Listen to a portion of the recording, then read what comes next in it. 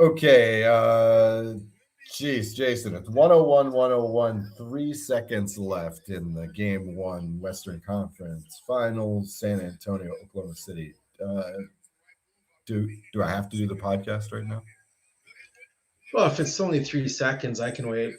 3 seconds is a long time in the NBA. So might as well do the show. Coming up next, Shots from the Hip, talking sports. Welcome to Shots from the Hip podcast. Brought to you by Royal Retros on the Shotgun Sports Network. Here are your hosts, Jason Bizik and Oz Davis. Yeah, this ain't the CIA or the NFL where, you can take a knee with like 3 minutes left and run the clock out. I don't know. Won't the new CFL rules prevent that? Isn't there something about that? Yeah, who knows? Who knows? Hey, hamsters watching on the Shotgun Sports Network YouTube channel or listening on Apple, Spotify, or wherever you get your podcasts, please hit the like and subscribe button and hit the notification bell to be notified when we post this show or any other videos such as sports movie reviews, sports history. You'll also be notified when some of our other shows post, like the Alex Herd, Rouge, White, and Blue. Those shows are all coming back for a hell of a new season, which actually started kind of today. Yes. That's right. And it started in style. Can I brag about a preseason win? Jeez. The question is more like, must you? You guys, I gotta say, and the answer to that is yes, because it was the Riders. Anytime they can beat the Riders, okay. I love it. Okay, fair enough. You guys, I gotta say, the Shotgun Sports Network, you Calgary Stampeders fans are sick. You got guys saying, "Oh yeah, so VA's gonna play today. Yeah, probably only for one series, but I can't wait." Come on. I got the NBA. I got the Western Conference Finals going on here. I'm waiting for Eastern Conference Final. I don't have time for this. Your Golden Knights have gotten through in the NHL. Why are you worried about Calgary preseason? Well, because the Golden Knights got through so quickly that they don't have to play again until, God, I don't even know when. I think Wednesday's the first game. Oh, nice.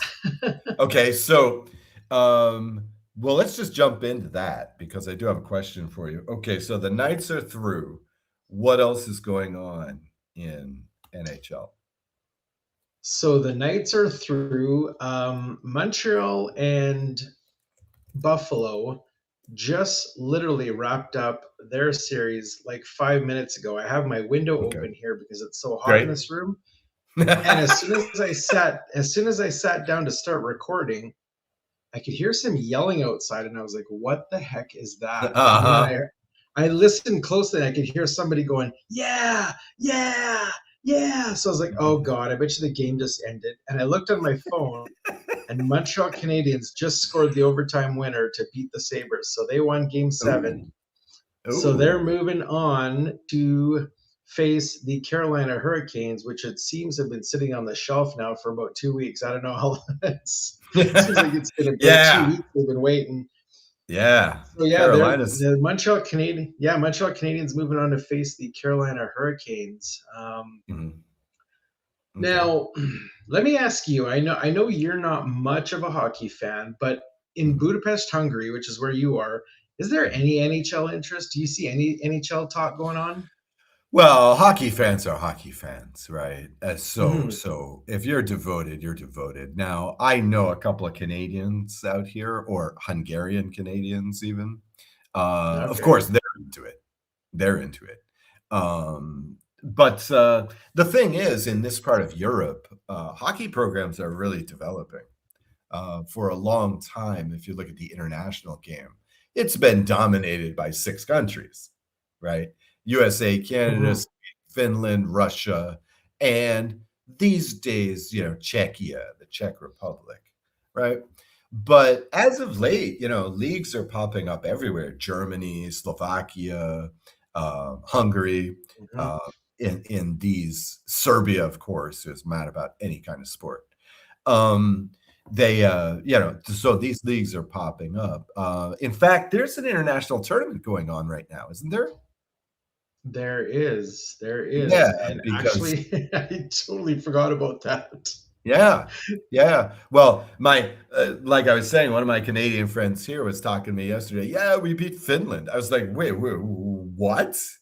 And apparently, like, it's an IHF, I believe, right? It's Double a IHF, I IHF believe tournament. the Yeah. men's World Hockey Championships. Uh-huh. Right. Right. And Not sure why I can't find it here. Hungary had a team in that. So there was some local interest in that as well. But I feel like right now everybody in Budapest is focused on the Champions League because the semifinals and the finals will be here in Budapest. Which, yeah, great job there getting that bid. So a lot of people are focused on that. It is Europe. Soccer does rule.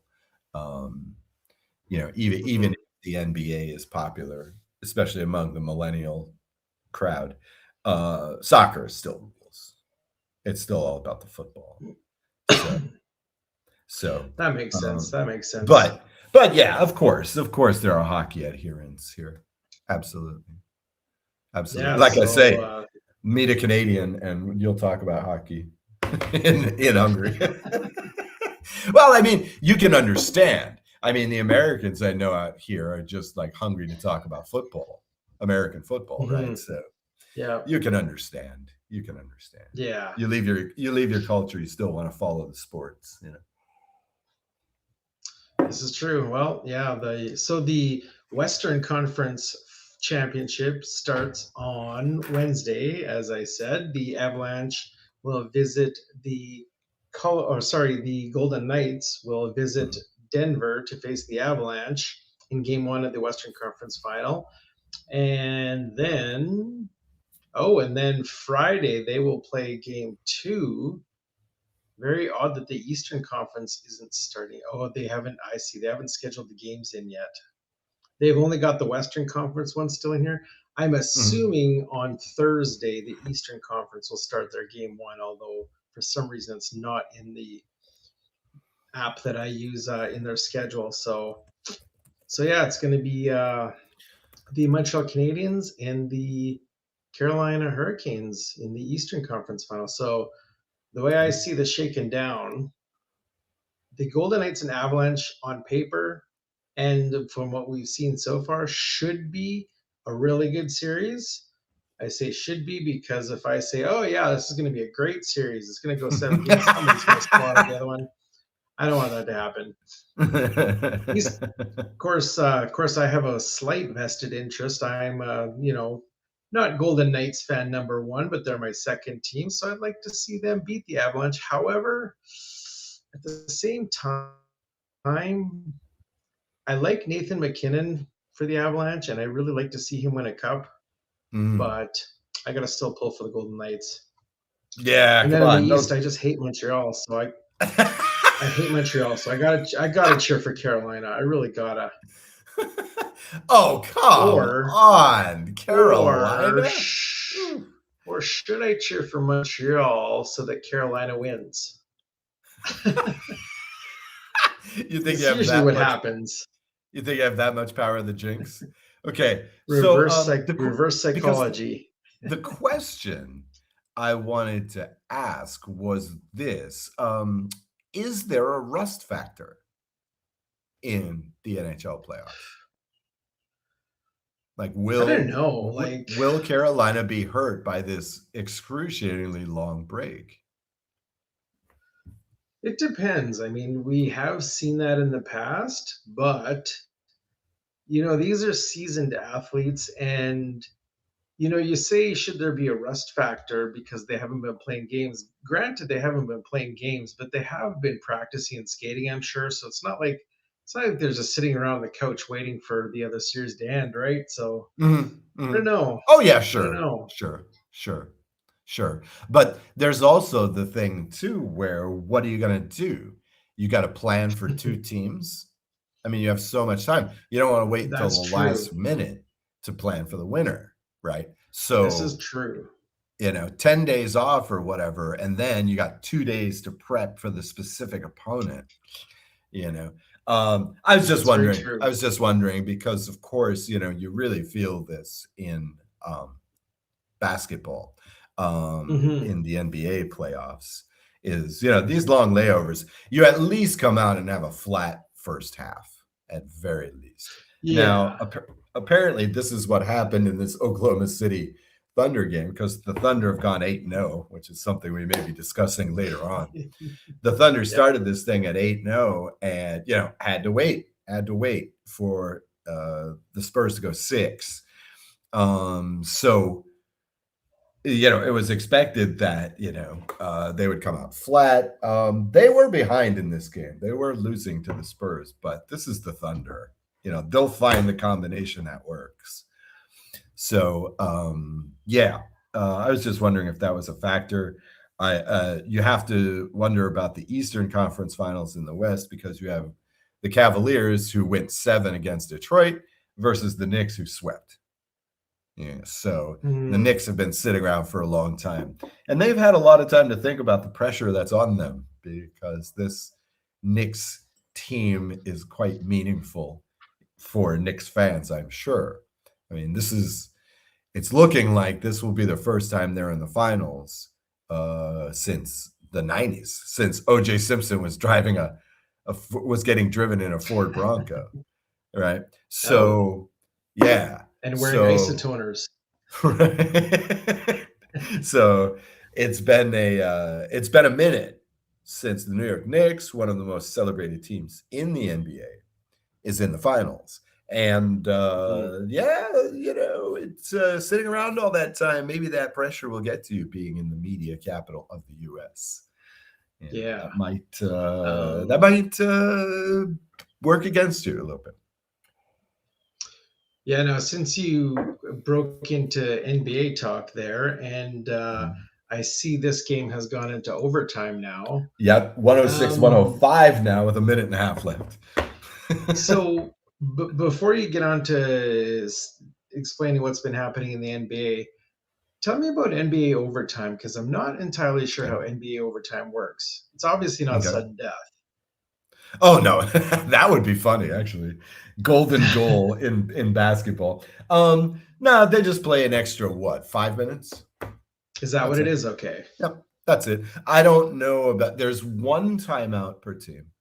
I don't know if there's a challenge in overtime. I don't know. To be completely honest, I don't think so. I don't think they give you extra challenges. Because I certainly don't remember any in this entire playoffs.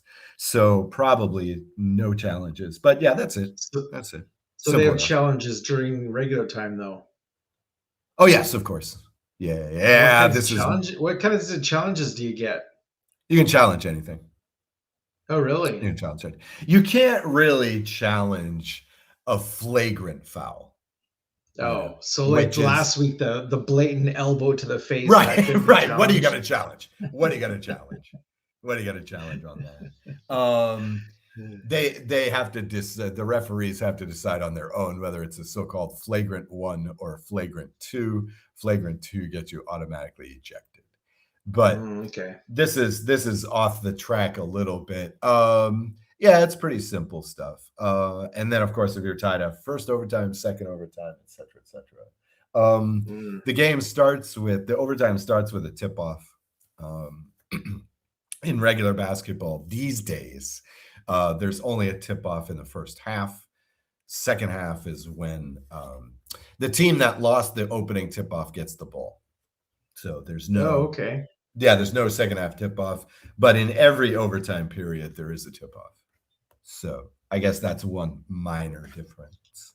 I guess that certainly works in San Antonio's favor in this particular series. Well, in any series. I mean, when you've got the alien there to do the tip-off, he's probably going to win.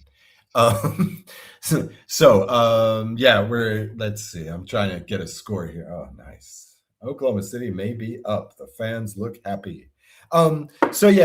About the NBA playoffs, I can't believe at the production meeting that you suggested the lead should be the Lakers got eliminated. I disagree. That should not be the lead. I don't want to talk about it. So I guess over there in the East, you have Cleveland. Now, Cleveland is an interesting story in terms of history because, of course, this could be the first NBA Finals they ever make without LeBron James. It's already the first conference semifinals they've made without LeBron James since the 80s when they got bounced once or twice by the Bulls. Unfortunately, they met the Chicago Bulls at the wrong time in their history for the Cavaliers. So in terms of history, nice there. Donovan Mitchell, the stud on that team, he's in his 9th season. He's been playing with, he spent his entire career playing with a bunch of non-contenders in Utah and then Cleveland. But, now he finally, gets to show the, that, I don't want to say Jordan-esque quality, but that leader quality to lead the team by creating shots, by making shots. He has really, finally, we get to see this come to the fore. It's interesting that in Game 7, often these playoffs are about reasserting yourself, right? Or asserting yourself, which is, again, something we can talk about later on. And so finally, they reasserted themselves in Game 7, won by 30 points, really showed who they were, exposed the thing about the Pistons is all you got to do is just make them shoot. Just make them score a lot of points because they really can't. This is not a high volume team. They'd much rather play in the trenches. On one hand, you have Donovan Mitchell, but here's Cleveland blowing out Detroit by 30 points, and it's an elimination game. So of course, most of the eyes of basketball fans are at least half on James Harden, who is well known for elimination game, how can I put this, non-performances. Sure enough, in this game, he's 2 for 10 for 9 points. I don't know what it is. I don't know what it is about Harden that has inspired such, schadenfreude. But everybody loves pointing out this stuff. Here he is. He's in his 18th season. I believe he's played in the 6th most playoff games of anyone in history. And he's number 2 in terms of playoff points without ever reaching the finals. Number 2. Wow. I'm sorry, without winning a championship, because number 1 is Karl Malone. Number 3 is John Stockton. So, and here we are in, and most people don't realize this, we are in year 18 of James Harden. He's played twice. He's tired. Yeah, he's played twice as long as Donovan Mitchell. He's got a career length at least comparable to LeBron James, and yet never even played for the championship. No, that's not true, actually, because he was on those young Oklahoma City Thunder teams with Durant and Westbrook. But Harden was coming off the bench for those teams. He's after Oklahoma City, he's had a history of being the number 1 guy on his team. And I don't think I need to say any more. The thing about it is, we've been talking about this, and again, we're going to talk about more about this later on. Here's the thing. The reason why a guy like Harden doesn't succeed in the playoffs is because the 7-game format allows you enough time to adapt to tendencies, right? It's not like you're Toronto and tonight you're playing Philadelphia and tomorrow night you're playing Boston. And then 2 nights after that, you're playing Miami, and you have to adjust to different games. And Harden's game is pretty basic, right? Loves to get you in the isolation, right? Loves to be face up, man to man. Dribbles the ball down until, the clock's at 5 or 4, and then makes his move. Now, after game 3, 4, that's pretty easy to stop. You know what I'm saying? You can adapt to that. This was one of the brilliant things about those old Chicago Bulls, is that they could give you so many different looks on offense. The game plan could change in every game, and so you wouldn't be able to adapt. Yes, Jordan was going to get you 30 points, but who's going to get you the other 25, 26 that you want, right? Pippen, Kukoc, maybe. Horace Grant back in the day, maybe. Rodman. Just well, no. Rodman's never going to score you more than 5 or 6. He had some incredible stat lines. You'd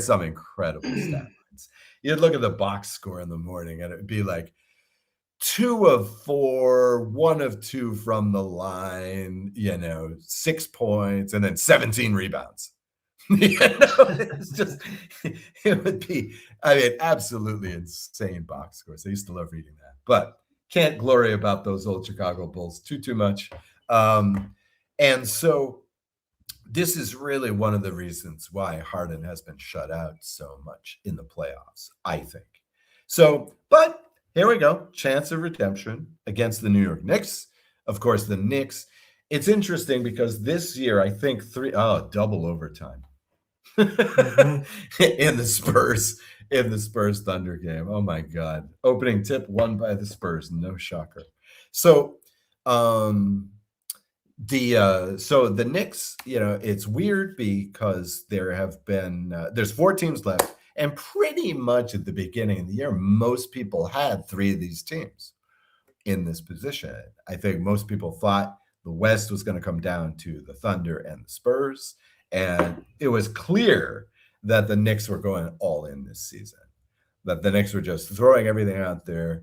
Okay, last year, we lost on a dagger to, the Pacers. Halliburton hits the 3, they lose in the championship series. And so this year it's been finals or bust all year. And so, really woke up against the Sixers. Really just annihilated the Sixers in the same way that the Thunder have been annihilating their competition, or the Spurs took care of business in round 1 against Portland. This is what we expected them to be doing the whole playoffs. So they're looking good going into this final series. It's just, again, what's the rust factor here? Now, that shouldn't cost them 2 games. So it should be Knicks in 5 or 6. Just based on the talent levels of these 2 teams. So be a good series. It'll be historical. The Knicks are one of the strange fan bases in American sport. They're kind of like the Maple Leafs fans, I guess, at this point. This long championship drought, but it's the biggest market in America. Toronto is the biggest market in Canada. And so there's all this media attention and a lot of fans, despite the fact that they haven't been there in so damn long. Right. So it's very strange. To really anybody that's our age or younger, the way that the NBA promotes the Knicks, and just look at the record, they're often competitive, but, you just wonder, why is this team so venerated? Look, nobody cares about the Bulls anymore. The Bulls have demonstrated that they don't care about winning, and so, Jordan has been gone forever, but they don't promote them anymore. Now, meanwhile, you got the Knicks, last championship, Willis Reed in 1973, right? Phil Jackson is playing for them.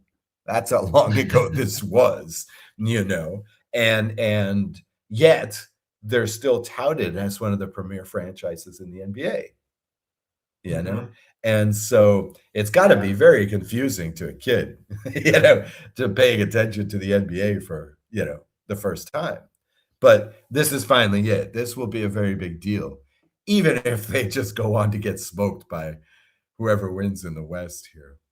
I got to say, too, it's very strange that the champion is from Oklahoma City. And this year, it looks like the champion will be from Oklahoma or San Antonio. These are not basketball centers traditionally. Um, and in David Stern's day, it would be pretty hard to imagine two small market teams like this, looking like repeat champions for a long time to come. Okay, San Antonio's got the 4-point lead, but they've had this before. 112-108. Wow, it's quite a nail biter there. So this is one of those ones where we're going to file this under some of the best bets are the bets you don't make. Because I really had a feeling, I was probably just gobsmacked by what they did to the Lakers, but I really had a feeling that Oklahoma City was going to shock the Spurs. But I guess win in like 5 games. But I guess the Spurs are pretty good. The real secret to this team has been Dylan Harper. It's amazing because a couple of years ago, the Mavericks traded away Luka Doncic, one of the best players in the game, yet won the lottery, so got the number 1 overall pick, drafted Cooper Flagg. Cooper Flagg was Rookie of the Year in his first season. At number 2, though, was the Spurs drafting Dylan Harper. And Dylan Harper is a fully grown all-star, now in his his second season. Now in his second season. This dude looks like he's been playing in the league for 8 or 9 years. He looks like Donovan Mitchell, He's like, he's just so natural, awesome passer, awesome shooter. This combination of him and Wembanyama alone is deadly. Really interesting team San Antonio has here. And it's also important to note that in 3 consecutive seasons, the Spurs, historical franchise, has drafted 4, 1, and 2. These have been their lottery picks. 4, 1, and 2. This team could be a monster. This team could be a monster for a long time. I mean, that's ridiculous. That's it, to have 3 guys like this on rookie contracts. Such a help in today's NBA.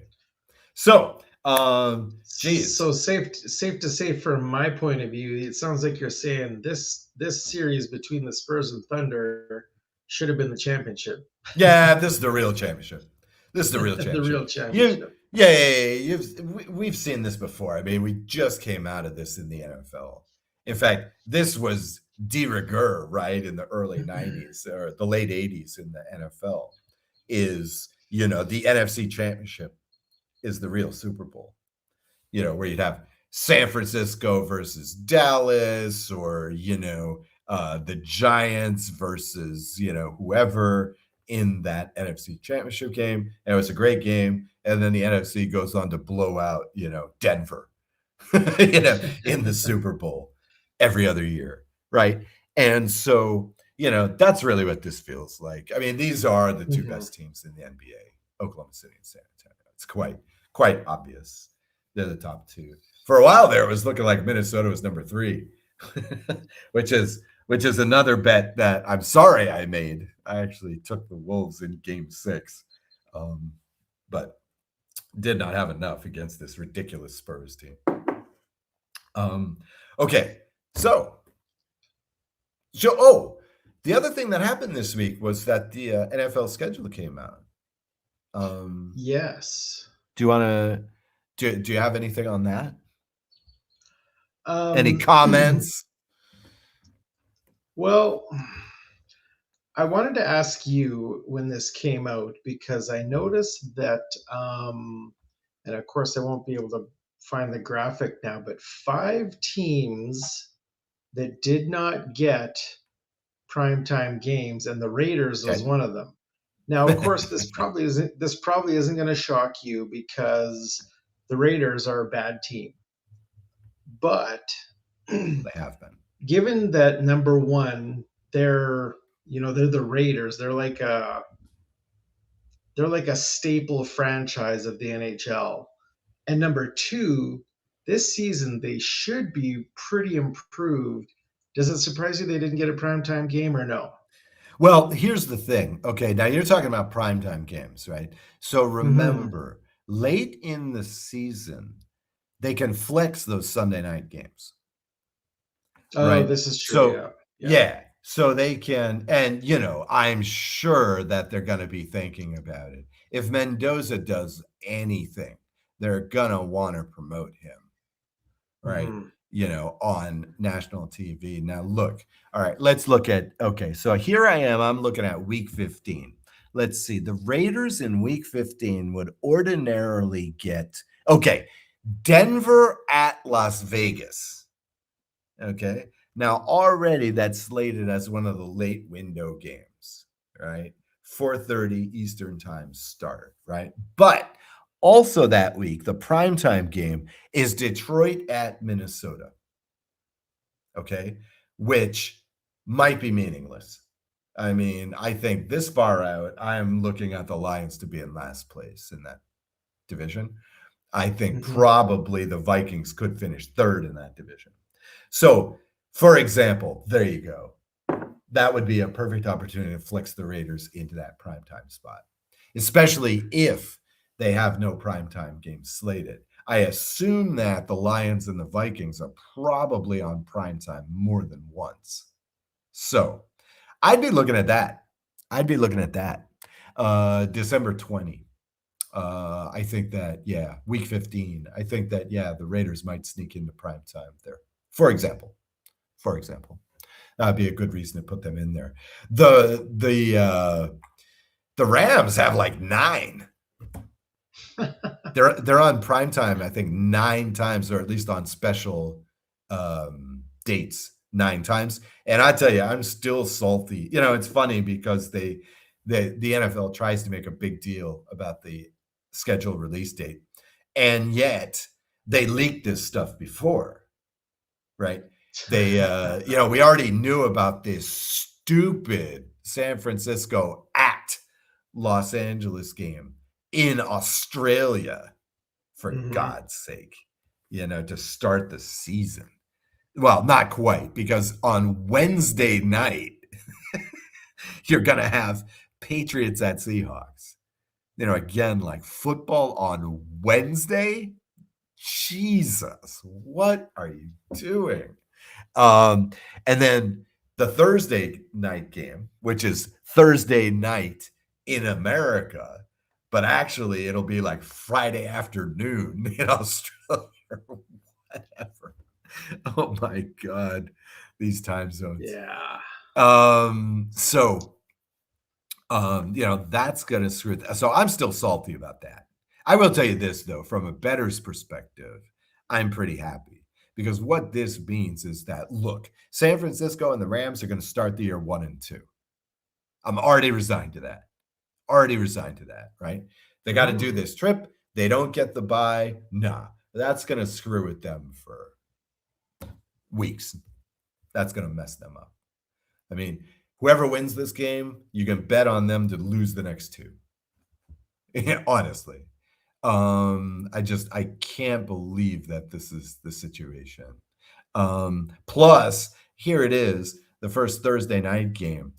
Do you think either of these teams is going to be the high-flying offense that we expect? I doubt it. This will be a 17-10 game. This will be a game from the program. Right? 14-10, right? Without all the bad acting. Yeah. Let's hope not. I think Puka Nacua might have a future, actually.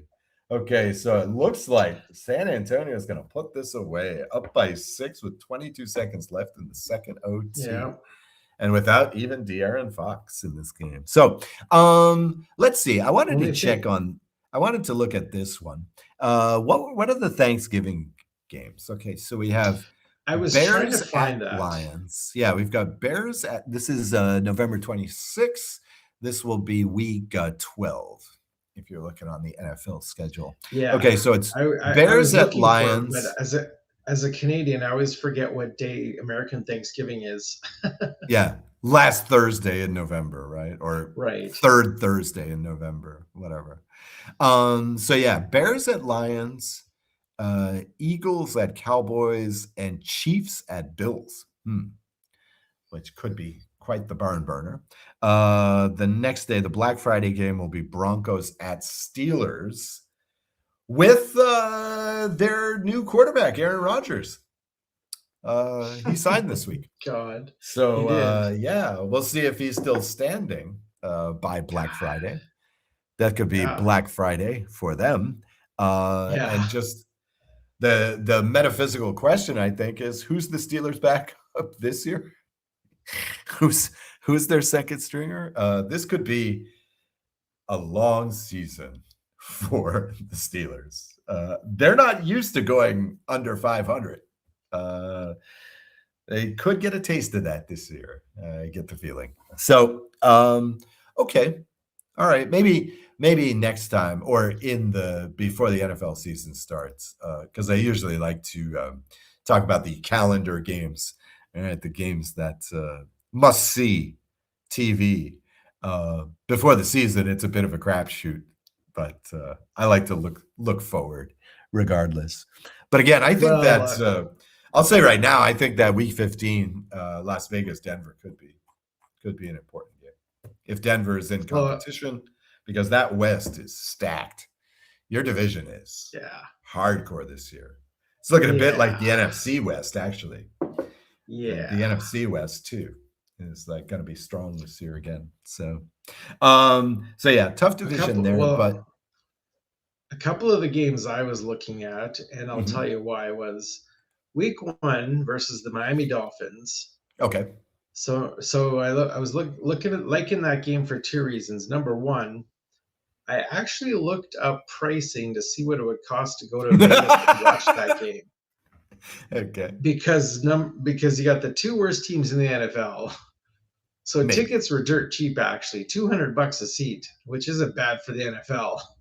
Yeah, no, that's so I calculated to fly down there, 3 nights hotel and 2 game tickets would only cost me $1,000. Okay. And I was damn near close to dropping that. So you haven't yet? Are you going to? No. Well, I don't know. I'm trying to convince my wife. Nice. But another game I was looking at is Week 7, October 25th versus the LA Rams in Las Vegas, because my birthday is October 20th. But tickets to this game are a little more pricier. They're like $500 a ticket. 500? Jesus. Wow. Yeah. Wow. Some reason, well, LA is so close, right? So this game's like, come on, jack up the dollars, because number one, it's the Rams. Number two, because LA is just a hop, skip, and a jump away, and they'll come over and buy up all those tickets probably. Oh yeah. They'll sell out. They'll sell out that game. I mean, that's kind of the trick for the Raiders. No matter where they're playing, no matter what city they're playing in. That's kind of the trick for the Raiders for the home market, is to attract the out-of-towners, right? Because not only is Vegas, the great vacation town, but also because, there's so many transplants in Las Vegas, and, the Raiders have this, universal fandom. They have fans in other markets. And so it's really a challenge again, like I would say, I don't know, I haven't lived in California for a few years, but I would say that the Raiders are still one of the most popular teams in California. They have a hell of a lot more fans than the Chargers do, for example. I mean, they've got to be at least number 3, if not number 2. I mean, number 1 is the 49ers, obviously. All of Northern California, a lot of Oregon is going to be cheering for the 49ers. Okay, fair enough, right? But that's Southern California. I mean, the Raiders might be more popular still than the Rams. They just have that history.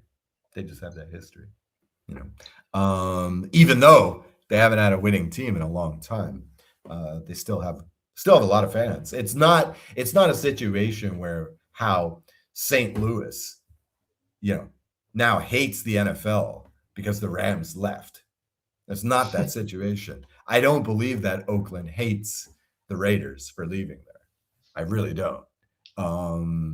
Because hey, now we can go to Las Vegas to see. That's right. That's right. So, that's not too bad. And yeah, like you say, I mean, Jesus, I used to do this all the time. If I got a long weekend, it's only a 6-hour bus ride, from Los Angeles to Las Vegas. So that's nothing. Yeah. To fly it, it's like, you get a good one and it's an hour to fly there. I mean, that's a local market basically for Los Angeles, So yeah. That'll be a fun game to go see, I would imagine. By then, the Rams might have recovered from Australia. So. I also wanted to ask you. I noticed this year the Rams are actually playing the Wednesday night before Thanksgiving. What do you think of that game being thrown in there? Oh, God. Well, I mean, I guess what they're banking on is that people are going to start the Thanksgiving Day holiday. But I don't know. It's just a symbol of this desire to grow. Already the NFL is boss. They rule the sports news week after week after week. And let's see, how can we get bigger? Let's do Wednesday night football. Let's do Tuesday night football. I mean, like, it's on one hand, yeah, it's probably good for business. But on the other hand, it ruins, that whole ritualistic aspect, the traditional aspects. And plus, it reduces that Sunday night slate, especially the if you're talking about the Rams, especially that second window. I mean, on Sunday now, there's what, 2 games on some weeks, 3 games on some weeks, come on now. Come on. I like the window effect on Sunday. I do. I like that many games at the same time, because that way you can ignore a couple of them. But if you have like 3 clunkers on the late slot on Sunday, you can't look away. It's like rubbernecking. It's like you can't, by taking away these games and putting them on these weird nights like Wednesday, Yeah. you're messing with my Sunday, man. So but whatever. You're not going to stop the NFL, right? And we got to get the Rams on 9 times in prime time, right? So that's another way to do it. So we can't have them on Sunday night every week. Soon we'll have NFL every night of the week. Oh, God.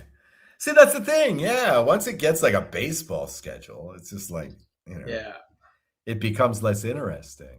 Why should I? Okay, like, perfect example. If Detroit is in 4th place and Minnesota is in 3rd place, why is that the only game on Sunday night? I mean, you want to watch football, but maybe not necessarily a meaningless game.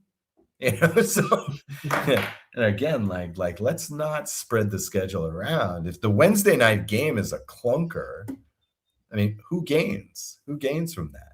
The NFL wants to grow, but that's not going to draw a lot of casual fans. It's not even going to draw the lukewarm fans. Yeah. So I'm not sure I buy that, but you see why it happens. I mean, the NFL is a beast. So not surprising. Yeah. I can't even say it's disappointing because it's completely expected. It's kind of like saying I can't be disappointed that the Lakers lost in 4 straight, because it's expected. It's not disappointing. It's just, I don't know, sad to be confirmed, I guess, something like that. Anyway, so We touched on it a little at the opening of the show, but before we head into the triple Ds here, I just wanted to mention the Calgary Stampeders beat the Saskatchewan Roughriders in preseason CFL football today, 20-15.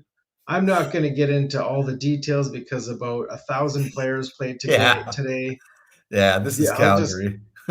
I'll touch on some key points. Vernon Adams Jr. was 3 for 5 for 87 yards. He threw a touchdown, but he also threw a pick. It's Vernon Adams Jr. He's just getting warmed up. Come on. I asked about Vernon Adams Jr. last year when I was doing the other podcast. I was doing Stampeders Roundup, and I think I was talking to Derek Dennis, and I said, Vernon Adams Jr. had a great game. He threw three touchdowns, but he also threw 3 interceptions. But he had a good game and he won. And I'm like, do you take the good with the bad? And I think it was Derek Dennis, and he says, you know what? If Vernon Adams Jr. is throwing 3 picks and 3 TDs, it means he's throwing the ball up a lot. He says, you want that. Mm-hmm. You want him taking chances. You want him going for the big game plays, and that's what he does. And sometimes it pays off, sometimes it doesn't. He says, but that's a good way to play. So I don't know. Okay. Do you want that as the question? Here's another question. Who is the all-time leader in thrown interceptions in the NFL? Thrown interceptions in the NFL? Yep. All time? Like all time? Yep.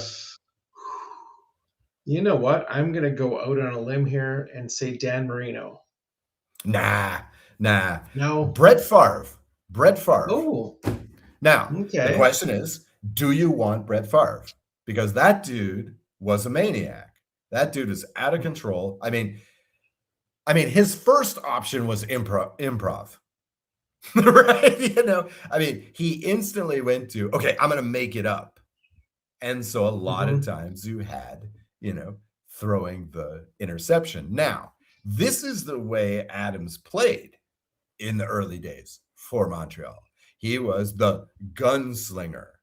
Now he's a bit, I don't know, the 3-3 games are a bit less frequent, I feel like, these days. There was a run there last year where the Stamps didn't have a passing touchdown in like 4 games.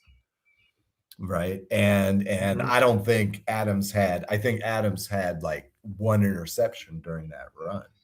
So he's a bit more under control than he used to be, probably because he can't move around quite so fast. But, okay, do you want that kind of player? It's a heart attack. It's a heart attack player. I don't know. On one hand, yeah, Vernon is exciting, but on the other hand, having, Adam on our team, it's scary. Drives you crazy. You're a Stamps fan. On the whole, you'd rather have Bo Levy, right? I'd rather have Bo Levy right. Mitchell for sure. Right. It's like, what do you want? Do you want Drew Brees or do you want Brett Favre? It's like, well, they both won a Super Bowl. They both led in many statistical categories in their careers, including interceptions. But it's like, which style do you want? Interesting. I never would have guessed Favre. Oh yeah. Oh yeah. It's like the other one is okay. Who's the losingest coach in NFL history? It's actually a tie. It's actually a tie. In NFL history. In NFL history. Are you going to tell me it's Belichick? Oh no. It's a tie between, and the first one's a shocker, Tom Landry. Oh. Right? Just because he was around for so damn long. But he's tied with Jeff Fisher, who you may remember was, oh yeah, sure. He was the coach of the Titans for a long time. He was the coach when they were in the Super Bowl. And then after that, he was the coach of the Rams for a long time. And this dude, after the Super Bowl, he was the Mike Tomlin of the time, constantly 8-8, constantly 7-9.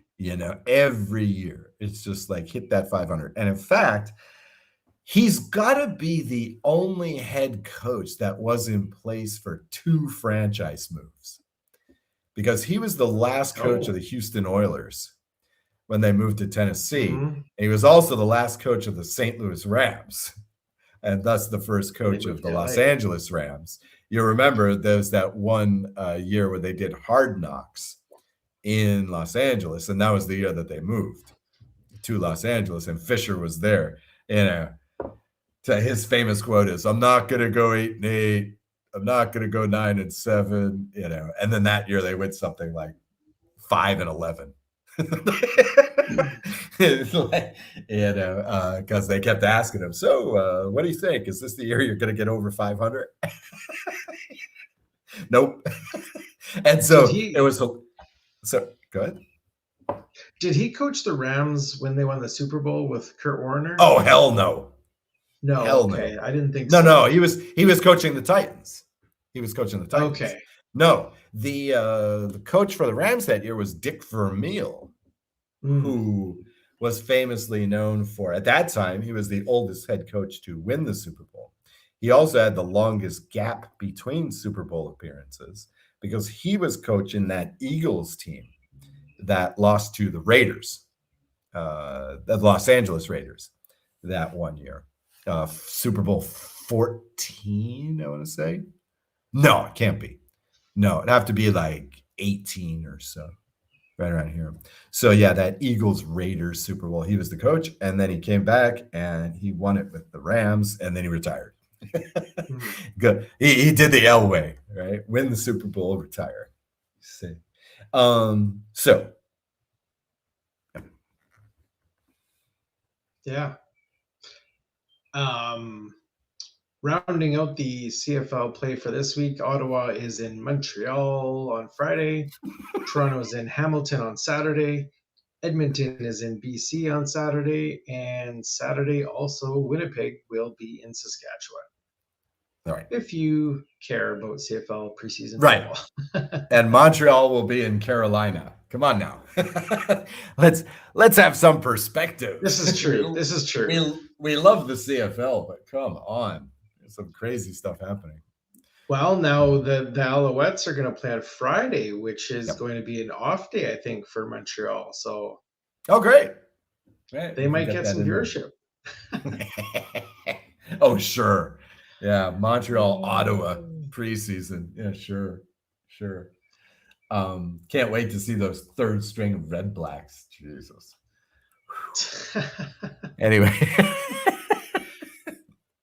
Anyway, all right. So should we move on? Should we talk money? Well, before we move into the triple Ds or quad Ds, whatever we're calling it these days, why don't you tell the good folks about Royal Retros? Are you going to fire up the screen share? I am firing up the screen share. All right, let's talk about RoyalRetros.com, our sponsor. When they say retros, they mean retro sports memorabilia. At RoyalRetros.com, you can get your ball caps, your jerseys, your t-shirts, your long sleeve shirts, your hoodies, your jackets, and the proverbial much more. Royal Retros has the gear and the paraphernalia representing dozens of teams, mostly defunct teams, maybe transferred franchises from leagues like the USFL, the original Arena Football Leagues, the World Football League, the XFL, Football Canada, various pro hockey leagues, including the WHA, Go Hartford Whalers, ABA Basketball, Go Spirits of St. Louis, and a real selling point for me, the baseball gear. You've got to love Royal Retros for their reproductions and recreations of teams like the St. Louis Browns, the Seattle Pilots, and of course, teams like the Kansas City Monarchs and Homestead Grays of those classic Negro League years. Best of all, you can get 10% off anything in the store when you use promo code SFTH. That's shots from the hip in acronym form. RoyalRetros.com, promo code SFTH for 10% off. Check out the store. Awesome stuff. Absolutely incredible stuff. Really, something for everyone if you care the least bit about sports and sharp-looking memorabilia gear. Yeah, look at some of these WHA jerseys, eh? Look All at right. Los Angeles Sharks, New Yeah. England Whalers, Cincinnati Stingers. Like New these are some England Whalers. Wow, cool. not the Hartford These are Whalers. some cool looking. Yeah. These are some cool looking jerseys. Yeah. They got, I mean, just awesome stuff there. Shirts What about the Nordiques? Can you call up some Nordique I don't stuff? Well, Oh, wow. I see a t-shirt Oh, and a wow. hoodie, but I don't see any jerseys. Wow. Yeah. That Philadelphia. Oh my God. That Blazers jersey. Both of them. Calgary awesome. Cowboys. Yeah. Oh, Yeah. there's the Nordiques. Yeah, jersey. there's the Nordiques. Yeah. There we go. The classic logo. Yeah. Dang. So wow, that light blue one is fantastic. That's Yeah. that's a good example of I think they used that a few times, but this to me looks like a reproduction or a recreation rather than, because that standard, that red, white, and blue one, yeah, sure, I've seen that in play.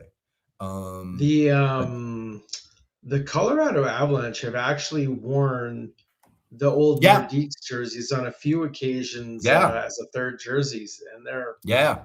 man. I like it. I'm not sure. I'm not sure how I feel about that. That's like when the Tennessee Titans wear the Oilers uniform.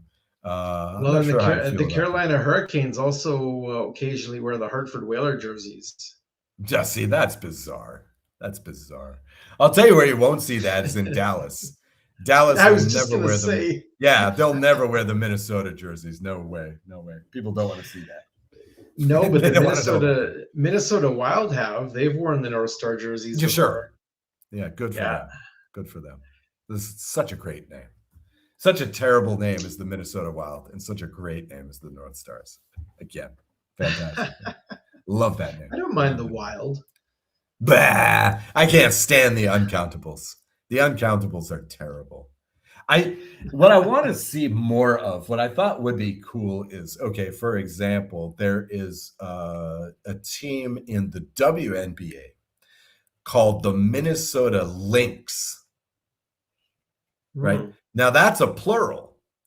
See, so what I want to see is the weird plurals. Like, this is why the Utah Yeti was such a great name. That's a plural. That's not an uncountable. Right? And so that's what I want to see is more weird plurals, you know, like the Racine Rhombi. You know? or the Utah Mammoth is plural. Yeah, but no, it isn't. No, it isn't, because it's mammoth. That's a weird one. That's a weird one, mammoth. isn't it? Yeah, that is. It's the collective mammoth. I guess it's like Titanic, right? It just means big, right? It's just where the Utah big. Right? Utah I big. guess. Yeah, no. You know, because we're mammoth in size. But yeah, it should be mammoths. But that's a terrible word to say. Yeah, that's a terrible word to say, right? And no foreigner can say it. Right? At least you can. Seriously, that TH sound in English is a bitch, right? Nobody wants to say that. So, and then you follow it with the S? No, forget it. Forget it. So that's the only reason why they went with mammoth. But Yeti was the winner. I'm so sad they had to give that up. So that's what I want to see more of, but I can't stand the Uncountables. I mean, the Miami Heat, what an awful name. Just an awful name. The Orlando Magic. Why not the Magicians? Why not the Magics? You know, throw in the K and everything. You know, it'd be, you know, why not? You know, I just or MIGIX Magics. Yeah, we love the X. We love the X in English. Sure, do that. But yeah, can't stand the Uncountables. Can't stand it. It's funny when you just mentioned the Heat. I thought because Las Vegas has been awarded a WNBA team, I believe. Yeah. Or I think WNBA, wasn't it? No, they've WNBA, or already was had a it team. They're the Aces. They're the Aces. maybe They've had a okay, team. maybe it was Yeah. PWHL. Okay. I thought it was Hamilton and Las Vegas. Hamilton, nice. Good. Hamilton and Las Vegas. Oh, and maybe it was PWHL. It was PWHL, the women's hockey. Oh, right. And Oh, I immediately thought their name should be the Las Vegas Heat. oh. I don't know why. They probably won't let you do that, though, right? They Probably won't let not. you do that. I mean, it's easy to go with the gambling thing, right? I know. The Aces is already taken. It's so cliche in Las Vegas, though. Sorry, it's what you're known for. You know, it's what Las Vegas is known for. You know, it's like in the old days how the Los Angeles teams were invariably the stars, you know, because of Hollywood. But you know, that's what you're known for. That's what you're known for. You know, that's what. Sorry, you know, that's your trademark. You know, I mean, think about like in the NBA when they had that new team called the Seattle Supersonics, right? Why were they the Supersonics? Because Boeing had a big, you know, factory out there. Because Boeing had a big company there, right? That's what the city was known for. Seattle was not a huge city in the 70s. It was not, but it did have a huge Boeing factory.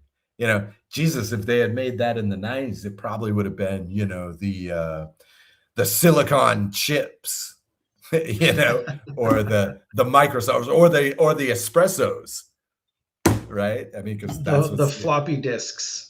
yeah, something like that, right? Yeah, floppy disks.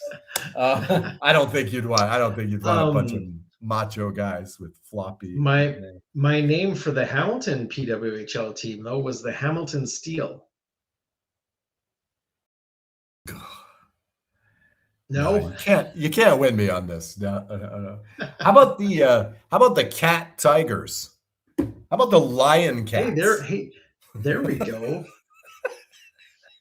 That would be great. The lion cats. You know, then you could just go through you could have a jaguar cats. You could have, you know, the panther cats. That would be hilarious if you did that. The kittens. Oh yeah, by the way, there's one other sports thing we didn't talk about. And I don't even remember their name, but it's an uncountable. Oh yes, the Toronto Rock won the NLL. That's the National Lacrosse League title for the 7th time. Jesus. They're just the Rock. They're not the Rocks. No, the Rock. There's only one. Right. It's Dwayne Johnson, right? Dwayne Johnson owns the team. No, I'm joking. But it could be. I mean, why not? If you're going to go with that, why not just go rock and roll? You know, with a Toronto Rock and Roll. You know, why not? You know, go with that. You know, the Toronto Rock. Especially, you know, you're playing a sport. What is this? You're a rock, so you just kind of sit there? You know, like what? What? That's what the Maple Leafs do. Yeah, they just fall on the ground and just kind of lie there. Sorry, nice. Toronto. We like picking on the Leafs. Sorry, Toronto. You're not sorry. You're no more sorry than hacking on the Riders. You know, when you're hacking on the Saskatchewan Riders. Yeah, exactly. Sorry, not. In any case, okay. What about Rampage? You want to talk about them real quick? Yeah, Rampage Coffee has partnered with us to keep all our hipsters caffeinated, from light roast to dark roast and even cold brew in single serving pouches and cups, or you can buy it by the bag. I believe they also have it in ground form or bean form. So you don't have to decide which one you want to try, because they have sampler bundles. And as I sent you earlier this week, I have finally purchased a sampler bundle. Yeah. And it should be arriving any day now. So I can't wait to try some Rampage Coffee. You can click the link in the show notes below and use code HIP10 for 10% off your order. That's at Rampage Coffee. Hip 10 for 10% off of your coffee order. And I cannot wait to try this stuff. We might Biggest have decision I'm to. going to have to make is which one to try first.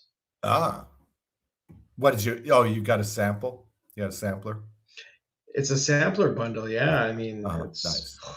Okay, I can't wait. I was thinking we're gonna have to reverse the recording schedule on this so you can actually drink one on the air. You know, we'll have to get you recording this in the morning. You know? I'm actually what I'm gonna do is when I do sample them, I am gonna record it and I will post that actually. So great. Or maybe I'll play it during the next recording. That's great. Play that video. Fantastic. So yeah, I'm definitely gonna do something with it. All right. So it's like an unboxing video. Instant reaction. Yeah. Right. Okay. Cool. All right. I'm looking forward to that. Some reality TV on the Shots from the Hip podcast. It's as real as it gets here, folks. Can we go to the flagship aspect of the show here? Can we? Oh, yes, we can. See, no, forget that. Boom, boom, boom, boom. No way. It's no. Boom. Now it's discuss, debate, defer, delete with Jason and Oz. They never left. So there you go. There's the segue for you. Go ahead. Explain to the fans this segment, which we like to call discuss, debate, defer / delete. What is this about? Well, what I'm going to do is I'm going to give Oz 3 topics, sports related, of course, and he is going to decide which one he would like to discuss, which one he would like to debate, or which one he would like to delete or defer until another time. And I keep meaning to bring some of those deferred topics back, but I always forget what they were. I need to keep a list. Yeah, you got to look on the old rubrics. Mm-hmm. So here are your topics for this week. Are teams that dominate in the NHL and NBA playoffs bad for the leagues / do playoff formats need to change? For example, the Carolina Hurricanes are 8-0. The OKC Thunder are now 9-0. No, 8-1. They lost to the Spurs. They lost to the Spurs. That's right, 8-1. Yep. Topic number 2. Can the CFL realistically mirror what the NFL does for fan experience and marketing the game? On a smaller level, of course. For example, schedule release videos, which some of the NFL ones were freaking hilarious. If you haven't seen those yet, you got to watch some of them.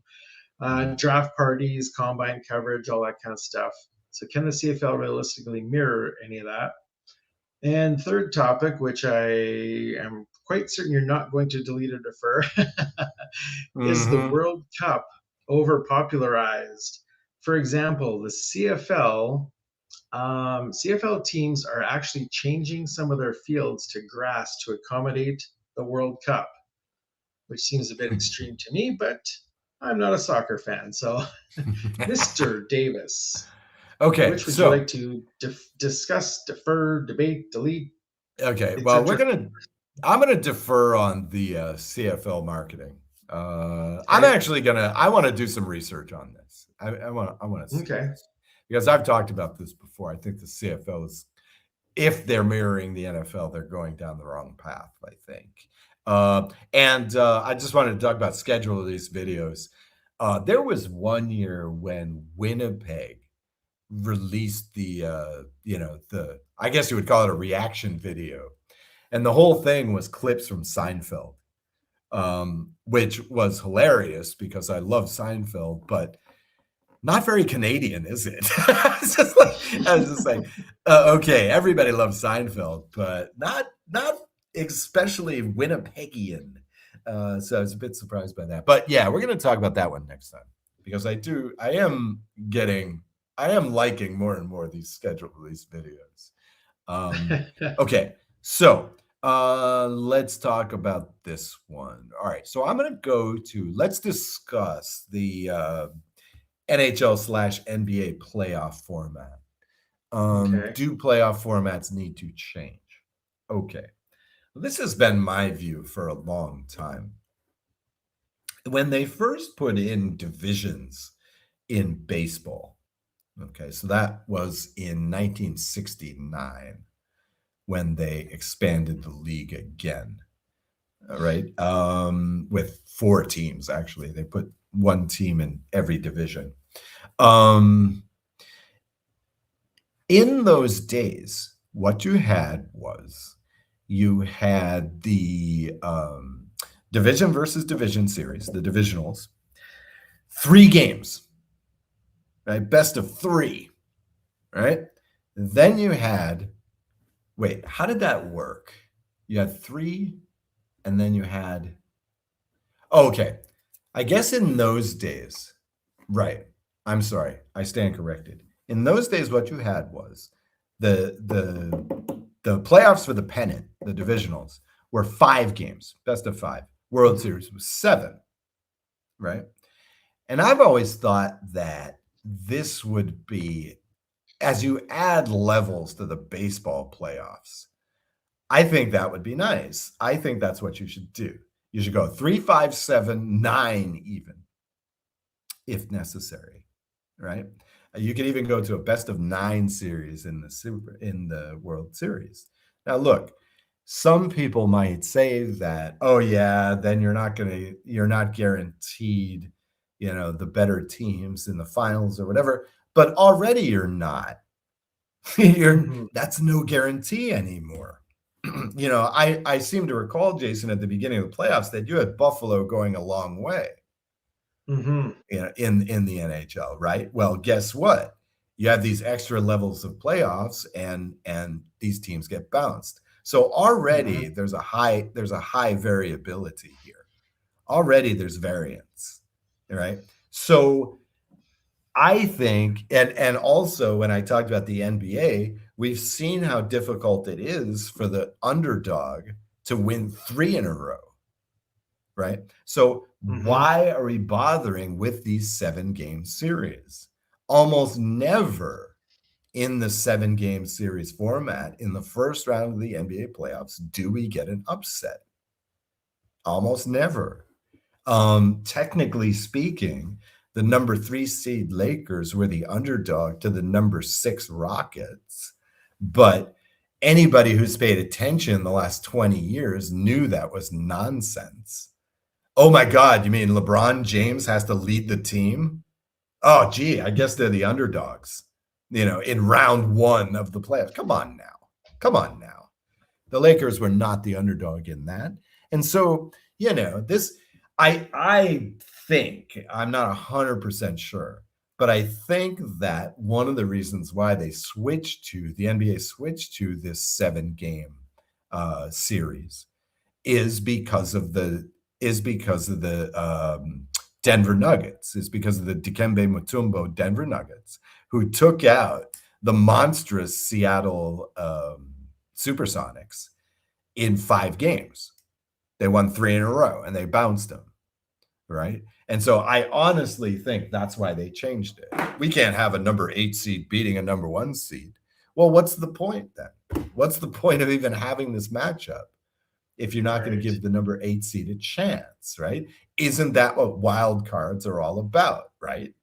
That's what it was about when the NFL first came up with it, right? It's a wild card. What happens if, this other team is in there, So I don't know. It's like having these 7 games, the argument is, oh yeah, it gives you extra money, but does it really?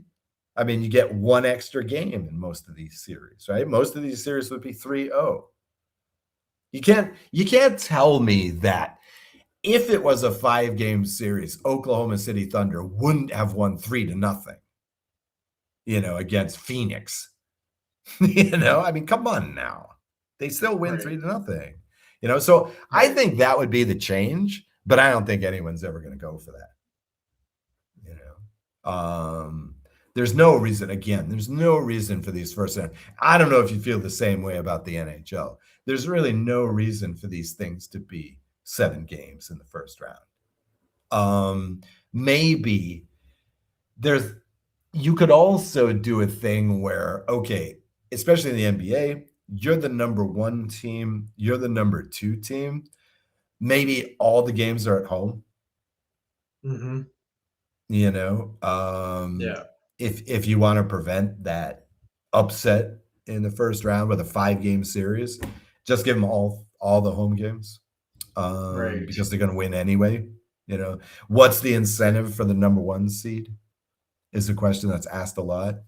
You know, like, you know, they get no special incentive, you know, except they play number 8. Wow, big deal. You know, they should be beating the number 5 team in the first round.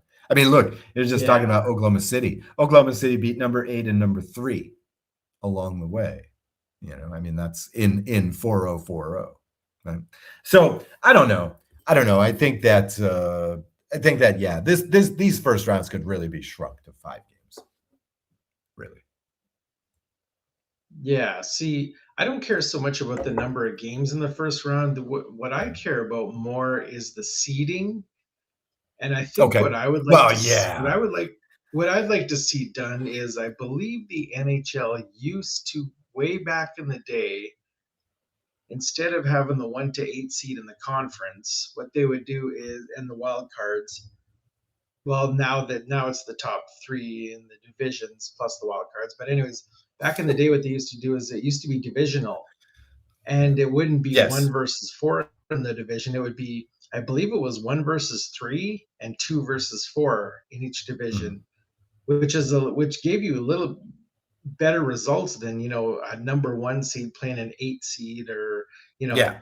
a wild card, which is essentially just a different shitty team, right, making the playoffs. And the number 1 seed goes and destroys them. So yeah, not so much the number of games. The NHL can't stop tweaking the format. You know, they've done some weird things in recent years. You know, it's just like, don't, just pick one. just do it. I got an idea. How about this? Why don't we let 88% of the teams in the league into the playoffs, and then we'll do this weird thing where the best team plays the second best team, and then the loser gets to play again the next week. Why don't we do something like that?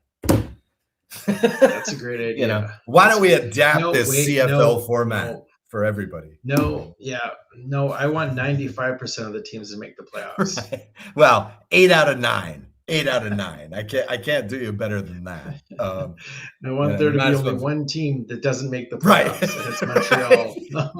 That's right. Right. Yeah, I think the NBA has 30 teams. I think 28 of them should make the playoffs, right? I think the only teams that shouldn't make the playoffs are the Utah Jazz, and I don't even know. Indiana. I mean, it's just like, come on now.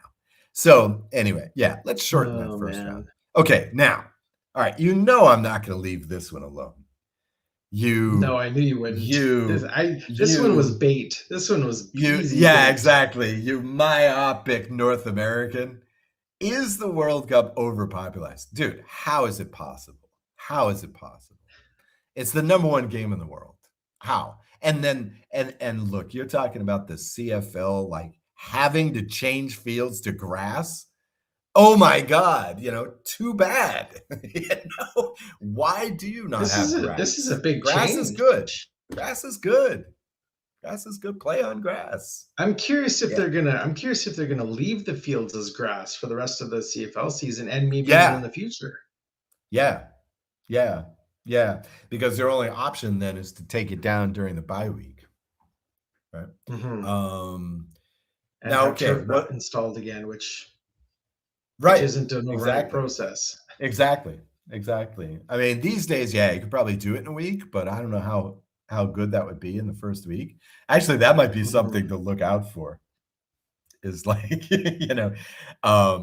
how will the surface affect some of these teams? It can't be as fast anymore. On regular grass. But on the other hand, it's more substantial to push off from, right? So that might be something interesting to look for. But I mean, this is supposed to be a debate. I mean, do you really believe that the World Cup is overpopularized? Um, I to a mean, point. wow. I mean, I understand soccer's probably the number one sport in the world, right? Oh, it's got to be. Got to Yeah. be. The only thing that Um, even comes close is basketball. It's really the only one that even comes close. So no, it's I just noticed that the BC Lions and Toronto, they're replacing the actually Toronto I think was already grass, so that might not be they might not be replacing their surface, but BC mhm. places going to grass. Another thing I noticed was we went to a few bars over the weekend here, and I noticed every bar has all of their World Cup stuff up on the walls and their cups and their Yeah, coasters and everything is World Cup this one. yeah, I find yeah. it very I find it very odd that these places only care every 4 years. Other Well, than that, yeah. nobody cares. These places don't care about soccer. No, no. But I mean, come on. They're hosting. Canada's hosting. This is Um, true. This is true. yeah. I hope that you get the full experience, because in Europe, I mean, basically what happens is it's the games are on everywhere, right? Like here Hmm. in Budapest, they put out these massive screens on, public squares Oh, I bet. outside, and it's constantly on. It's great. I mean, everywhere you go, like you go into these shops, there's a TV there, there's a screen there. It's awesome.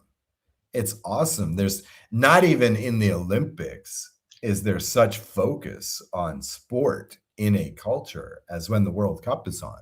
So I'm hoping that this is the experience in Canada too, because a lot of what the World Cup is about in countries like the US and Canada is growing the game. Is growing Yeah. the game, right? These are the only two countries that don't seem to know how awesome soccer is, in the world. I mean, for everybody else, I wouldn't say quite for everybody else. There are countries like Lithuania that are mad about basketball. Um, I understand in parts of Russia, hockey is king. Hmm. There are these little enclaves where something else is number one. But in almost Hmm. every country, football is no. Okay, Japan for baseball, Korea for baseball. But Yeah. still, they Yeah. have they have proper national teams in soccer too. Korea competes. Japan competes in these international soccer events. They care about the Asia title and stuff like that. So I mean, I hope that I seriously hope that this show and the World Cup helps turn you into a soccer fan for at least those 4 months, or 4 months, for at least those 2 months or so. I, I mean, it's awesome. The World Cup is awesome. It's awesome. It's awesome. People I like to uh, I go I ahead. distinctly remember the World Cup when I was working in Calgary, and I want to Uh-huh. say the year was around 2008, maybe. Mhm. I Okay. believe because I distinctly remember all the vuvuzelas. Is that what they were called? Oh yeah, Vuvuzela. Yeah, that was in the South Africa Cup. I That think was it the was one that was in South 2008. Africa. Yeah, yeah, And yeah, yeah. I remember only hearing about that. And I worked for a large company at the time, which has a lot of mixed culture Uh-huh, employees. And uh-huh. that's the reason why, we had it on the TVs in the lunchroom and stuff, because there's a lot of people from Europe and Yep. South Africa and whatnot that were interested in it. So, Yeah. I'm sure I'll see a lot of the hype as soon as it starts, and I'm sure I will tune into some highlights just so I can have somewhat of a conversation with you about it. And who knows, maybe I'll become a fan. Well, at least in the short term. At least in the short term. I mean, these games, you really get into these elimination games are intense in the World Cup. It's just great sport. It's just really fantastic stuff. I was thinking a couple of years ago, when they wanted to, ban the horns in Montreal, which they actually succeeded at for a couple of games. I was thinking, okay, so they're banning the horns. Hey, let's break out the vuvuzelas. Let's give them some of that and see how they like that. Because, man, people were getting annoyed by those things in that World Cup. The fans loved it, but everybody else hated it. The vuvuzelas. It's been a long time since I thought about that word, vuvuzela. Yeah. Okay. So, I'm not sure we reached any agreement here, but no, realistically, I knew that there was no argument against it being overpopularized, or no argument for it being overpopularized. I mean, overpopularized. So I was just baiting you. Yeah, nice clickbait there.